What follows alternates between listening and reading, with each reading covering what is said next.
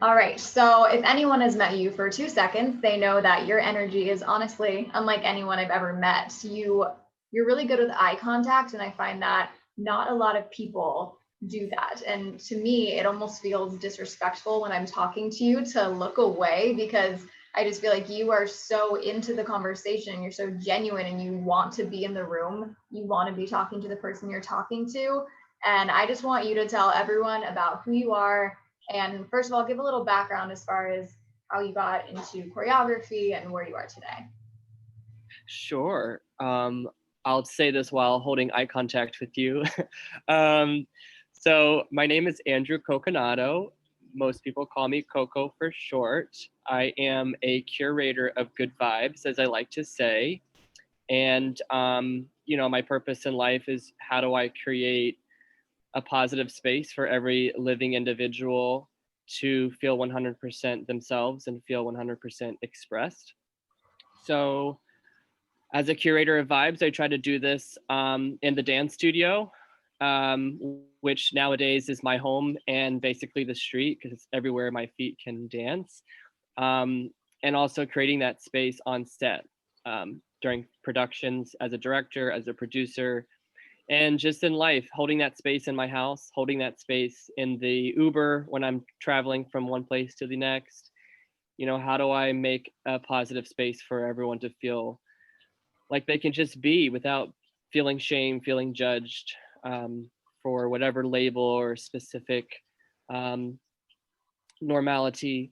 So that's a little bit about who I am, and I mean more so about my purpose. And I am the founder of Bob's Dance Shop, which is the dance entertainment company, and also Twisted Oak Films, which is the production house.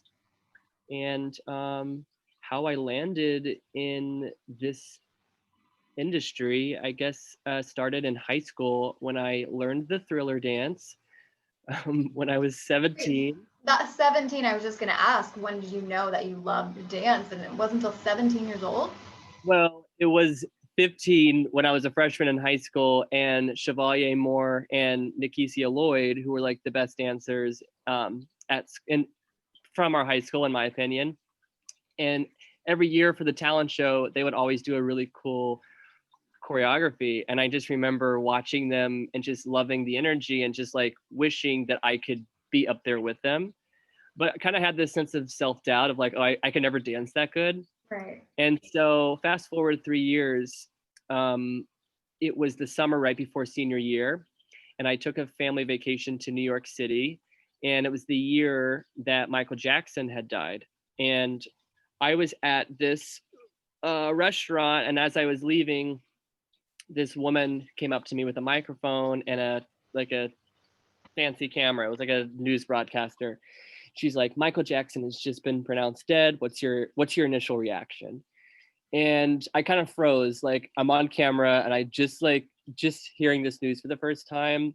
I just like didn't know what to say. Like, I was startled for number one. I was also just shocked that Michael Jackson had died. So moral of this story was, right after this, I looked up all of Michael Jackson's music and watched all of his dance videos and just became obsessed. Like, Michael Jackson was my hero. And as an artist, I'll preface that as an artist, Michael Jackson was Right. an inspiration, because everyone gives me a lot of flack for like glorifying him, and for his personal life, that's aside. We know what For you this mean. matter, watching Thriller and watching that music video, it was a huge inspiration for me. So I taught myself the dance, and I was like, you know what? I want to teach my senior class, because I was class president also.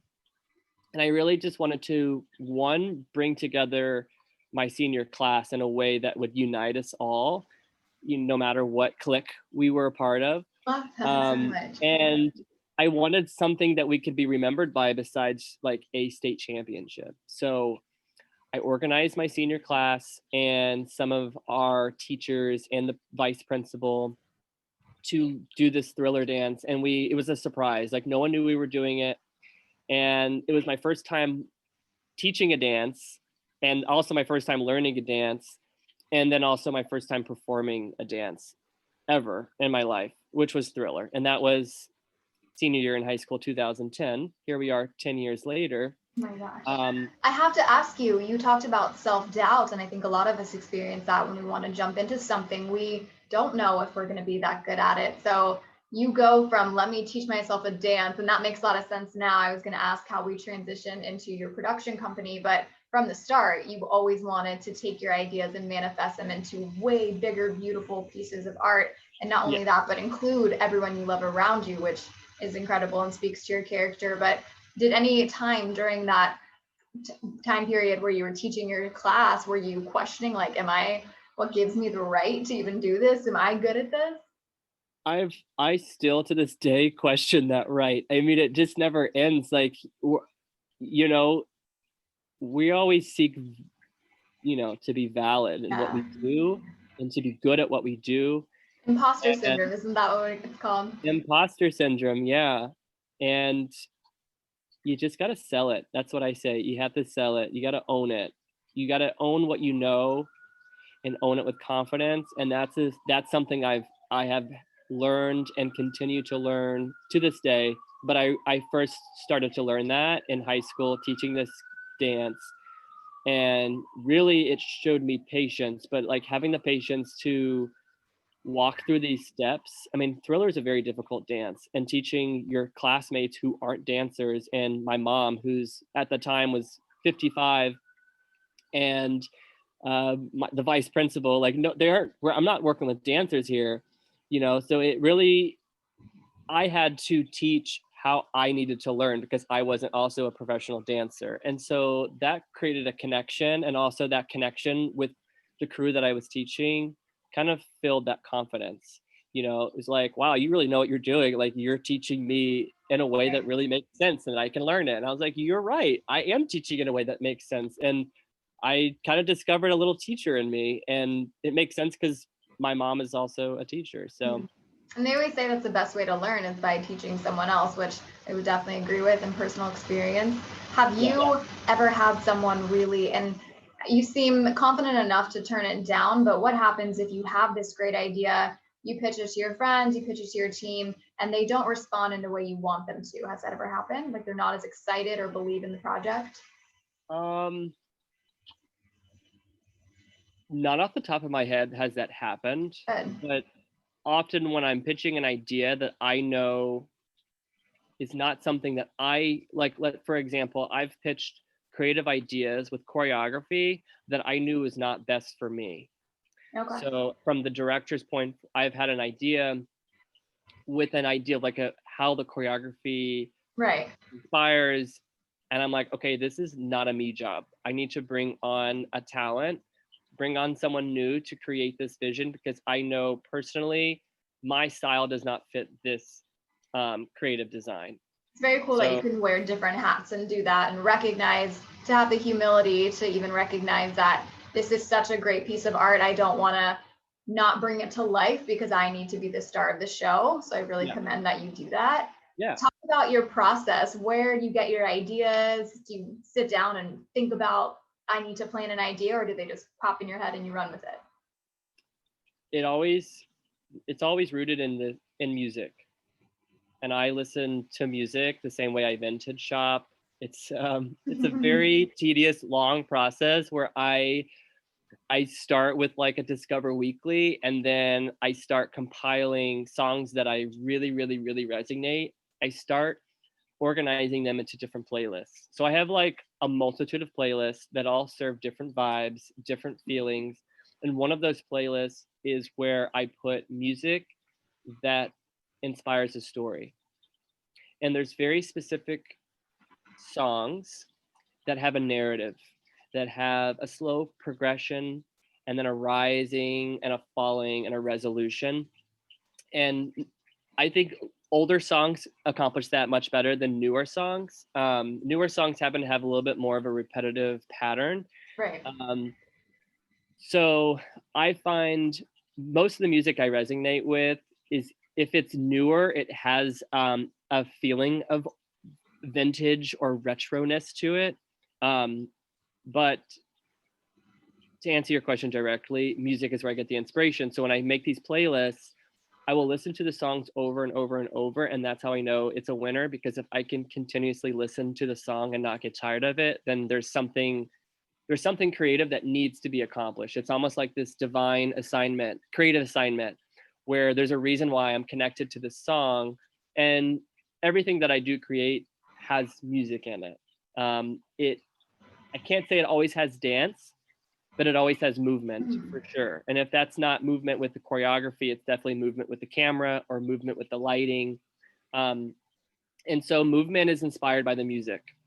And so everything that I create is based around a character, and that character has a vibe, has a vibration, it has a feeling, an energy, an emotion. And so when I listen to these songs, I feel what emotion comes first. I feel what energy I feel. Like, I just kind of take a mental note of like, where is this song taking me? So are What these do I, characters something that you have experienced? Are they your own stories or not always? Could they be you just getting a vision of someone else experiencing something and wanting to shine light on their experience? it's a mixture of both. You know, as an artist, I try to express my I try to express my story through my art. But sometimes it's not me. Sometimes it's someone else's story that really inspires me, and I say, okay, like how do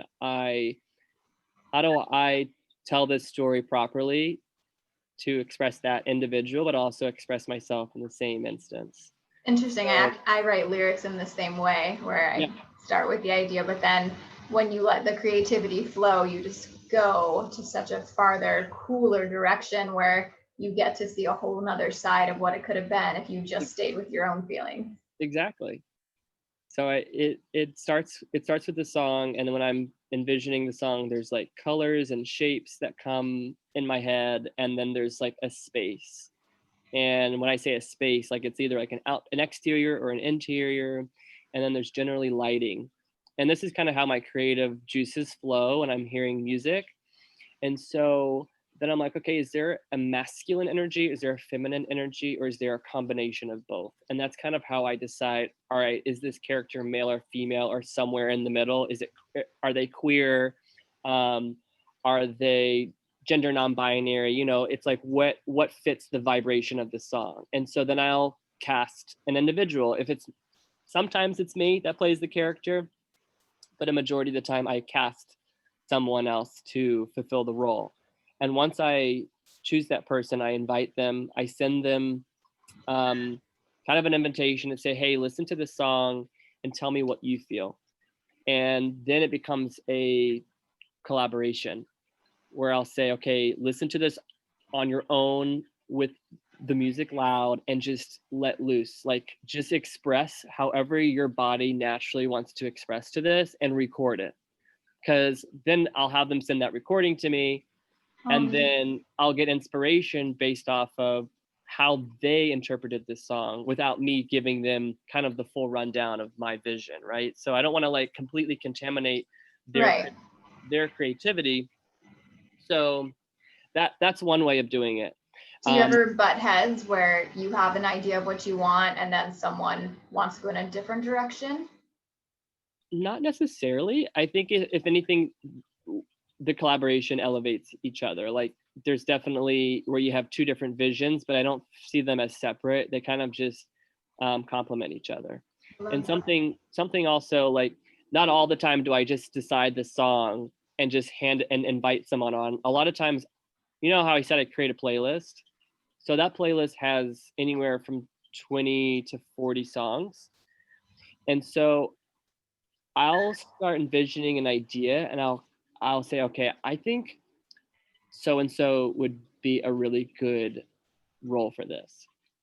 So I'll invite them and I say, hey, would love to make a dance video with you as the lead. I'm going to send you a playlist of songs, and I want you to rank them from 1 to 3 of your top 3. So, because I know all of them have passed my filtration process, so now it's a matter of them listening to the music and seeing which one they resonate with most, because that's the winner. I love And that. so I always have a number one choice, but I never express that number one choice. like every single time I've ever sent it, the person has always chosen my number one choice without me telling them what it is. That's so cool. And so that probably gives you the validation, whatever sign you were looking for, that feeling, that energy that you're on the same page and it's a match to then go ahead and create that project. That's a really great concept because in a way you still remain a sense of control because it's still your vision being one of the three songs, but then you allow the other person to collaborate equally by giving them an opportunity to also genuinely pick their favorite.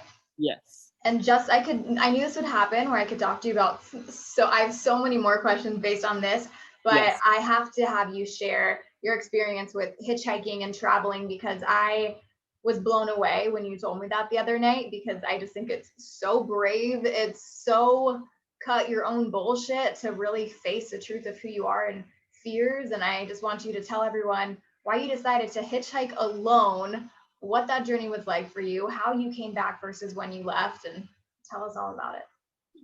So, yes, exactly a year ago, we are in mid-November. I was hitchhiking at this time, and I was probably crossing the Oregon border into Washington, and it was definitely an adventure for sure.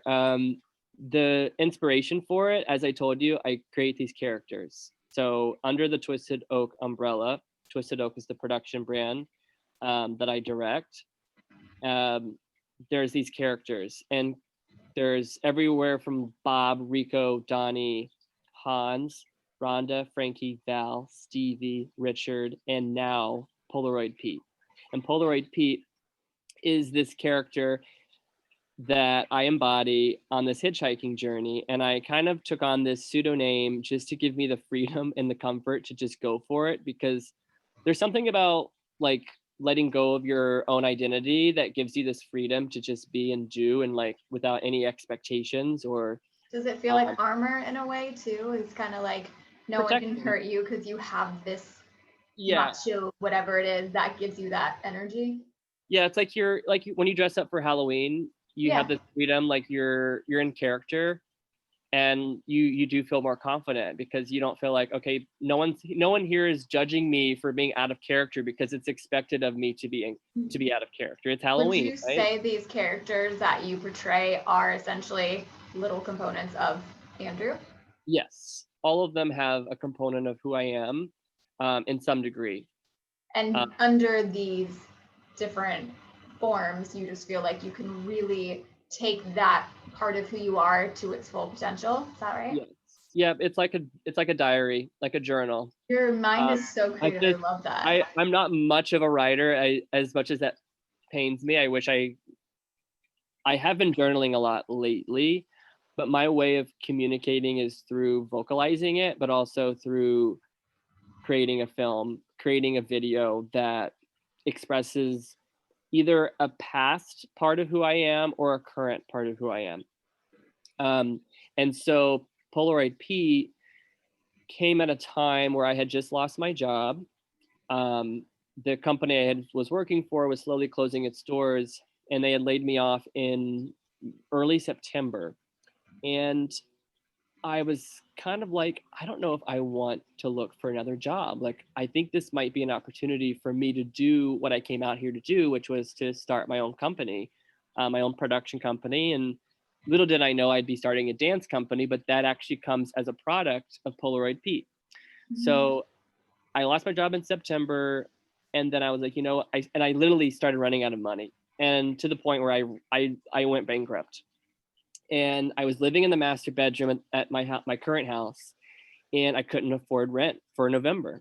So I needed to come up with a plan that said, okay, where do I go? And I had always had this idea of hitchhiking pocketed for probably 4 years. I had this idea to hitchhike, and I even had the idea to go as Polaroid Pete. Like this idea has been there since the beginning, when I first moved to LA. And I was going, my first depression when I was in LA, Polaroid Pete was a form of escape. I had created this character as a way where if I ever reached rock bottom, that I would just run away and hitchhike and just like live out my fears and live this adventure with high adrenaline and just kind of put all of my fears behind me. So instead of throwing a pity party, which I think admittedly I would probably do at rock bottom, you used it as I can't lose anything else. Why not put it all out there? Like Yes, that mentality alone is why yes, you are who you are. Okay, yes. continue. So I quickly got a sublet for my room, and then I started vocalizing, I'm going hitchhiking, because it's a scary thing. And I'm a man of like my word. So if I say I'm going to do something, I literally cannot live if I don't fulfill that word. Like that's Right. just like a pain. So I knew if I told people I was doing this trip, that there was no way Right. around it. So I started telling friends, I started telling family. I sent a massive email to all of the Twisted Oak family, anyone that has ever followed me or in my journey, and just said, hey, like, this is where my life is right now. And I've decided to do this hitchhiking trip as Polaroid Pete. And I'm going to be documenting the trip with a Polaroid camera. So I literally took a 1980s Polaroid camera and photographed Yeah. every single driver. I There was, remember those emails now that I think about it. yeah, there was probably over 35 different drivers between Los Angeles and Seattle. And yeah, I did a little bit of research before I hit the road about the do's and don'ts of hitchhiking and the laws. Um, and yeah, I hit the road November 1st of 2019. And it was very, very scary. But what I found was when I was alone on the road, extremely vulnerable with a ginormous backpack that felt like 80 pounds, basically a small child on my back, I I was no longer comfortable. And that discomfort forced me to feel and look within and all around me. There were no blind spots. There were no comfortable blind spots behind me. I had to be 100% on it 24/7, which sounds very, very stressful, but it was also relieving because Yeah. it forces you to be in the moment, to be conscious.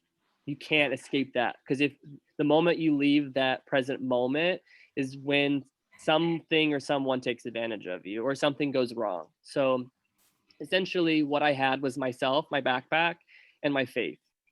And I really truly believed that I had some universal godlike thing surrounding me and protecting me. Yeah. And so I went for it. And I had a sign that said Runaway Bride, northbound, good vibes only. And believe it or not, that good vibes only sign got me a lot of good vibes. The people who stopped to pick me up were the people that I would want to stop to pick me up. And if there was ever a time where I felt unsafe, I would look the driver, not that I would feel unsafe, but if I was unsure before I got in the car, I would look the driver in the eyes and just ask, "Are you good vibes?" And I could tell immediately. And you're talking about eye contact in the beginning. When you hold eye contact, you're looking, that's like the deepest connection you can make with a human. So when you lock eyes and can look somebody, unless you're a narcissist, there are narcissists who can do this, but for Yeah, the most right. part, you look someone in the eyes, you say, "Are you good vibes?" Like, if they're lying, you can tell. And so I really only had to ask that once. And that person ended up being like one of my favorite drivers. And moral of the Then story you was, always feel so bad, right? When you're like, oh, I was a little trepidatious going into this, but I think that's the coolest thing. It's like, yeah, just never know. right. And they don't take it personally. I mean, I'm sure it probably relieved them that I said, "Are you good vibes?" Yeah. Because Well, and just objectively, you probably want to make sure you're 100% confident before getting into a stranger's car. yes. So So what would you tell someone who wants to do what you did, but they're so scared and they just don't know if they can take that leap? it depends on the person. It really does depend on the person. If it's a female, right, that's a different perspective. I don't as a female, there's a different fear that exists that I've never lived, and I can't really explain. So then there's also um, a black man or woman who's doing the same thing is going to have a very different experience. As much as I hate saying that, that's the truth. My experience hitchhiking was as a projected straight white male, even though I know that I'm gay. I presented myself as much as a straight white male as I could, because unfortunately that was the safest thing I could do. Wow, And I didn't even realize uh, that. So you plan to, is that just an unfortunate part of evolution we still need to make as humans, to not judge based on sexuality as far as if we have them in our car or not? yeah, I mean, it was more so like most of California and Oregon and Washington are rural, and they're I mean, not that conservative is a bad thing, but when I mean like overly conservative is meaning like you kind of see some rebel flags waving around, and you don't really feel safe. Um, not being outwardly gay, not being black, like there was definitely times where I put my straight cap on, and I've luckily knew how to do that for 24 years. I granted I didn't look completely straight. I had a blue turtleneck, I had farmer's overalls, and I had one of those like goofy hats, those floppy eared goofy hats. Um, so like I definitely didn't look completely Just straight, but it straight was, for you. yeah, it was enough to put off the good vibe, to basically send a message to any driver that said this guy looks like he's a fun time, and I wouldn't mind that person in my car. So, but when in places I didn't feel safe, I took off my floppy eared hat. I put on a jacket that covered my turtleneck and my farmer's overalls. Like I masked that expression when I needed to. And that's the unfortunate truth of this trip was I realized my privilege. That was one of my biggest takeaways, was I realized my privilege to be able to do this trip, to hitchhike from LA to Seattle by myself. That experience, not to say that it's not possible as a woman, as a white woman, as a black woman, a woman of color, or as a black man, man of color, it would have been a very, very different experience. And so you asked, what would I tell somebody who's feeling that same fear? The only thing I can say is to have faith, because that's what I had going on this trip, was faith, and just believing, if in anything, believing in myself, to know that I know what I need to do.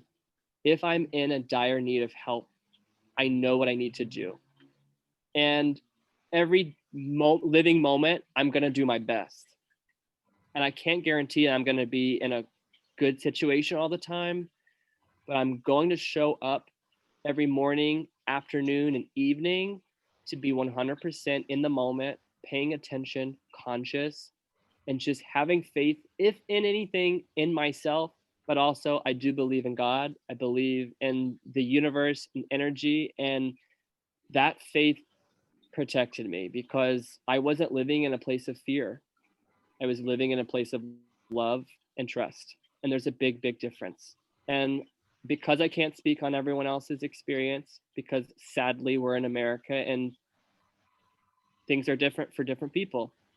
But what I will say is, have faith in yourself, because the truth is that we can look after ourselves. We are built that way. We are designed as humans to protect ourselves without needing anybody else there to protect us. And that's something that I was so terrified on this trip, but I purposely went on this journey to look my fears in the eyes and say, I can, I will, and I did. And so when I came back from this trip, it was a huge, huge confidence boost. It reassured me that there is faith, there is God, there is hope. And maybe I got lucky. And some people have said that. You got really lucky. But for I don't think me, so. 35 drivers, and every single one of them was an exceptional human being. And even people who didn't pick me up but loved my vibe would turn around to say, hey, I'm not going your direction, but I loved your sign. Here's some fruit, here's some food.